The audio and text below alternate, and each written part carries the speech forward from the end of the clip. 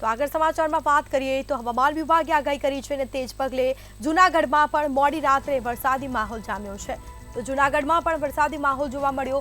માળિયાહાટીના તેમજ માંગરોળમાં મોડી રાત્રે વરસાદ જોવા મળ્યો। વિવિધ ગ્રામ્ય વિસ્તારોમાં પણ વરસાદી માહોલ જોવા મળ્યો છે। માંગરોળ શહેર તેમજ આજુબાજુના ગ્રામ્ય પંથકમાં વરસાદની શરૂઆત થઈ છે। માળિયાહાટીના ગ્રામ્ય પંથકમાં પણ વરસાદી માહોલ જામ્યો। તો આ સાથે જ મેઘરાજાએ ધબધબાટી બોલાવી છે। પાણીધ્રા પીખોર માળિયા શહેરમાં પણ વરસાદી માહોલ જોવા મળ્યો। માળિયાહાટીના ગ્રામ્ય વિસ્તારોમાં વરસાદી માહોલ જામ્યો હતો। જુથળ સકરાડા વીરપુરમાં પણ વરસાદી માહોલ જોવા મળ્યો છે।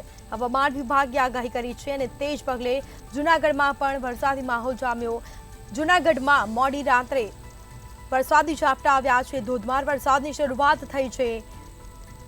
વિવિધ વિસ્તારોમાં વરસાદી માહોલ જોવા મળ્યો હતો। તો માંગરોળ શહેર તેમજ આજુબાજુના ગ્રામ્ય પંથકમાં પણ વરસાદી માહોલ જામ્યો હતો। તો માળિયાહાટીના ગ્રામ્ય વિસ્તારોમાં વરસાદ શરૂ થયો।